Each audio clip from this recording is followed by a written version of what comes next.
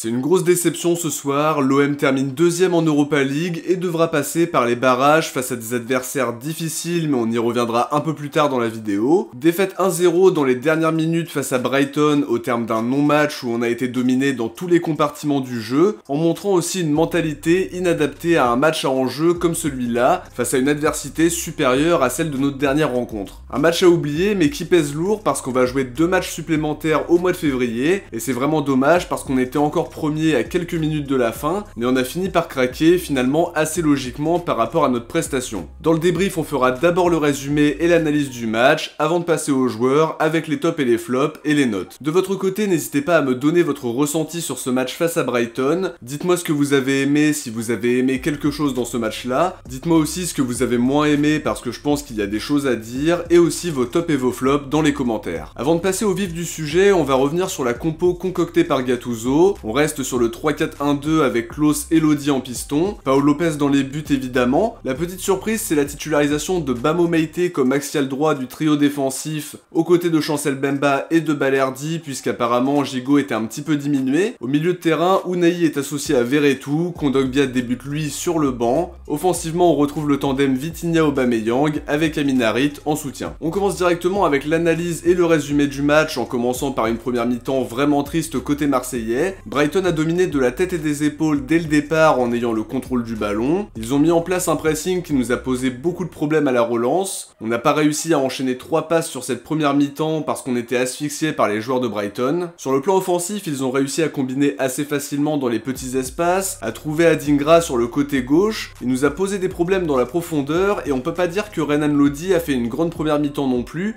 en lui laissant pas mal d'espace. Ils ont aussi souvent trouvé Joao Pedro qui était très disponible, il a beaucoup décroché pour apporter des solutions, il a été important dans ses remises, dans ses appels, et on a eu du mal à trouver la solution face à lui. On n'a pas vu grand chose côté marseillais, un seul tir qui n'était pas cadré, la seule petite éclaircie finalement c'est la frappe de Klose qui est contrée et qui tape la barre, c'est d'ailleurs très probablement la plus grosse occasion de la première mi-temps. À côté de ça, les joueurs de Brighton ont dominé mais sans se procurer de grosses situations pour autant, 6 tirs dont 3 cadrés sans être incroyablement dangereux non plus, mais ils ont monopolisé le ballon, ils ont remporté la majorité des duels et les seconds ballons aussi, ils se sont facilement imposés dans la bataille du milieu parce qu'on a été assez catastrophique dans ce secteur-là, c'est peu de le dire, que ce soit Unai ou Veretout qui n'ont pas réussi à sortir la tête de l'eau sur les 45 premières, sans milieu de terrain performant, on n'a pas réussi à trouver nos attaquants non plus, Vitinha et Aubameyang n'ont pas eu grand ballon à exploiter, nos centraux ont eu un petit peu de mal à relancer, et heureusement que Balerdi a tenté de faire quelques percées pour nous aider à ressortir le ballon. En dehors de ça, c'était vraiment pas terrible côté marseillais. Le CM du club parlait d'un match équilibré dans son tweet à la mi-temps, mais c'est vraiment pas ce que j'ai ressenti personnellement, bien au contraire. Brighton nous a dominés et on n'a pas réussi à trouver la solution dans une mi-temps très pauvre et vraiment pas passionnante. On a rendu beaucoup de ballons trop facilement et techniquement c'était beaucoup mieux côté Brighton, même s'ils ont manqué de précision à l'approche de la surface. En début de deuxième, Brighton repart sur les mêmes bases que sur la première mi-temps avec plusieurs situations dangereuses. Adingra qui continue d'apporter le danger sur son côté gauche. Il y a aussi la frappe de Gilmour qui est stoppée en 2 temps par Paul Lopez. Gattuso fait rapidement 2 ajustements en sortant un Vitinha décevant. Lodi qui a demandé à sortir et qui a été remplacé par Murillo. Juste avant l'heure de jeu, il y a une grosse occasion pour Harit qui touche le poteau après un bel enchaînement. Deuxième fois qu'on touche la barre dans ce match et pour le coup c'était une vraie opportunité avec une belle séquence entre Harit et Murillo. À la 70e, on a une belle occasion avec la frappe de Klose qui passe juste à côté. C'était un beau mouvement entre Unai, Harit et Ndiaye. C'est une séquence qu'on n'avait pas du tout vue sur la première mi-temps. On a eu quelques séquences intéressantes mais malheureusement mal conclues pendant ce léger temps fort d'une dizaine de minutes. Finalement, au fur et à mesure de la deuxième mi-temps, on se retrouve cantonné à défendre mais on sentait bien que c'était fragile. Brighton a continué à pousser et ce qui devait arriver arriva. Joao Pedro qui ouvre le score d'une superbe frappe croisée. C'est le joueur qui nous a posé le plus de problèmes et c'est finalement très logique parce qu'on n'a pas joué ce soir. On a eu quelques rares situations, certaines assez dangereuses paradoxalement, mais on a été dominé de la tête et des épaules. Fallait concrétiser sur les rares situations qu'on a eues, mais malheureusement, c'est triste à dire, on pouvait pas espérer beaucoup mieux avec la prestation qu'on a sortie. On a été inférieur dans tous les compartiments du jeu, et mis à part quelques rares séquences, on n'a rien vu ou presque. Comme je l'ai dit, on a un petit temps fort d'une dizaine de minutes en deuxième mi-temps, mais en dehors de ça, c'était vraiment nul. On n'a pas eu la mentalité d'une équipe qui jouait la première place, et forcément, ça se paye cash. Après la série de victoires qu'on vient de faire, on devait montrer autre chose dans l'envie, on devait garder garder l'humilité comme je le disais dans l'avant-match. Cette défaite, c'est une piqûre de rappel qui n'est sûrement pas inutile, mais ça fait mal d'être en tête avant cette dernière journée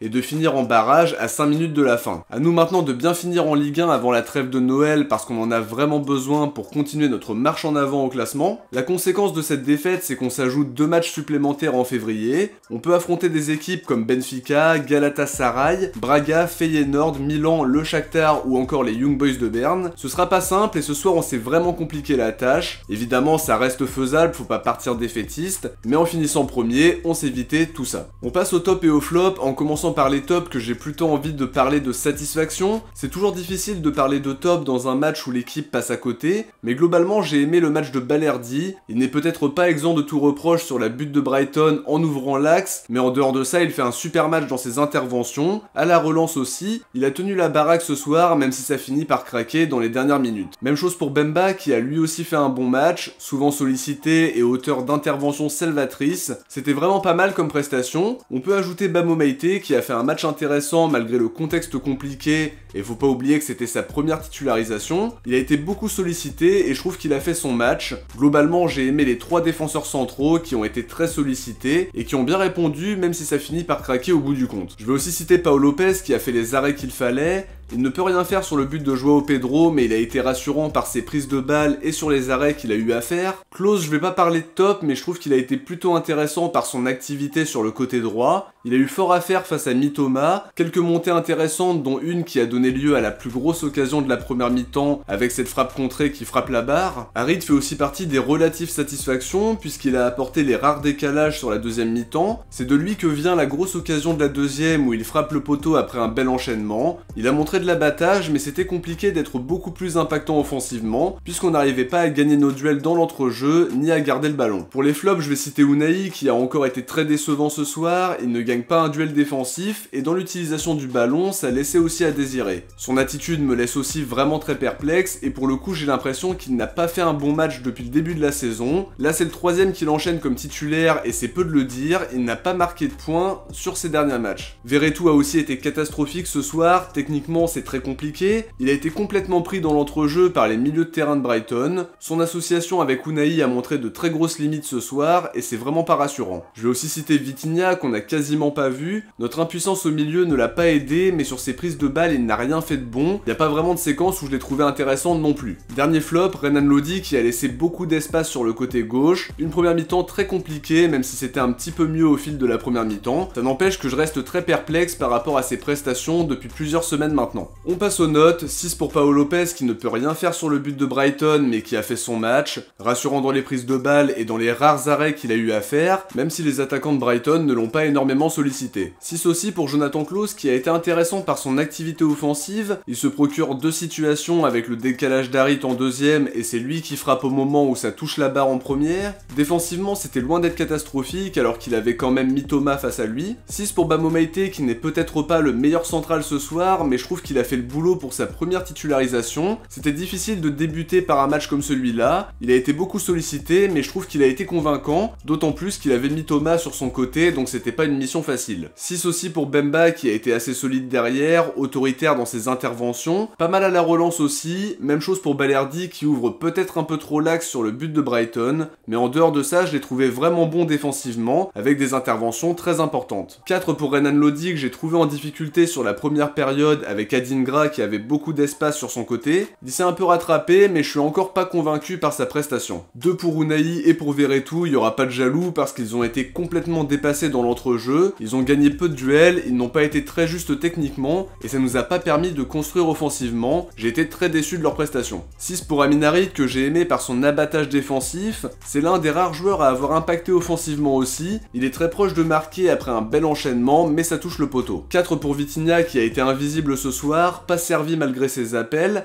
et la combativité dont il fait preuve. C'est un match oublié pour lui à mon sens, mais j'espère qu'il saura relever la tête dès le match face à Clermont. 5 pour Aubameyang qu'on n'a pas énormément vu, il a quand même su résister dans les duels et être juste dans les ballons qu'il a eu à jouer. Il y a une belle remontée de balle sur le côté gauche en début de deuxième mi-temps, mais au-delà de ça, il ne s'est pas particulièrement mis en évidence non plus. Sur le banc, pas de note pour Sarr et Kondogbia qu'on a trop peu vus, mais qui ne se sont pas particulièrement mis en évidence. J'ai aimé l'entrée de Sarr du point de vue défensif, mais offensivement, c'était très pauvre. pauvre. Iliman Ndiaye a été intéressant sur notre petit temps fort en deuxième mi-temps sans être hyper éclatant non plus en globalité. Murillo, lui, n'a pas été mauvais. Avant de se quitter, on va découvrir qui vous avez élu comme Marseillais du match Lorient-OM. C'est Aubameyang qui termine en tête très largement avec 88% des voix. Juste derrière, on retrouve Pau Lopez avec 5% et Chancel Bemba pour fermer le podium avec 4%. Le sondage pour Brighton OM est disponible dans l'onglet communauté. N'hésitez pas à aller voter parmi les différentes propositions. De notre côté, on arrive à la fin de ce débrief. J'espère que ça vous aura plu plus que le match. Si c'est le cas, n'oubliez pas de laisser un like pour soutenir la chaîne et merci à tous ceux qui y pensent à chaque fois. Je vous invite aussi à vous abonner en activant la cloche pour ne rien louper des prochaines vidéos. Si vous avez regardé le débrief jusqu'au bout, écrivez barrage en commentaire. De mon côté, je vous dis à très vite pour une prochaine vidéo qui sera très probablement l'avant-match du match à Clermont de ce week-end. Ciao, portez-vous bien et surtout allez l'OM.